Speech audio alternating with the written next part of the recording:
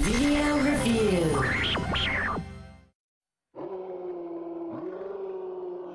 Since Hulk is notorious for his unpredictable temper, he should stay far away from the latest game bearing his likeness. It can be fun to turn off your brain for a few hours and let loose some unrepentant chaos in New York City, but if you start to actually think about what's going on, you'll be disappointed by how incomplete Hulk feels. Glitchy graphics and repetitive missions drag the Incredible Hulk into the mediocre pool where most licensed games go to drown. The one thing the game gets right is making you feel like you're Hulk.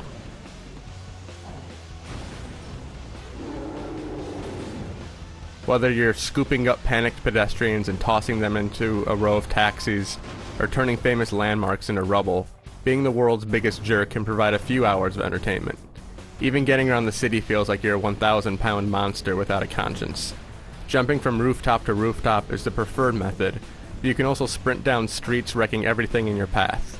You can also climb buildings by putting your hands through the walls and hoisting yourself up, a move straight out of the comics. Everything else is pretty bad. The graphics have a lot of problems. The draw distance doesn't extend very far, casting a blue shadow across buildings in the near distance.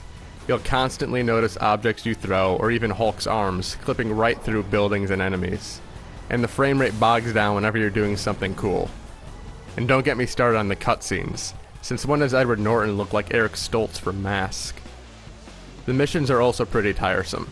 You'll spend half your time being a bodyguard for one of your needy friends. The boss fights are anticlimactic at best. You can only hurt the later villains with a specific charged up attack, which makes the fights tedious. Bosses are immune to being hit by a tanker truck, but your fist somehow does plenty of damage. I don't want to call a comic book game unrealistic, but the Incredible Hulk just breaks its own rules far too often. Hulk isn't a bad game simply because wreaking havoc is always fun. Aside from the basic concept though, Hulk feels like it was rushed out the door long before it was finished.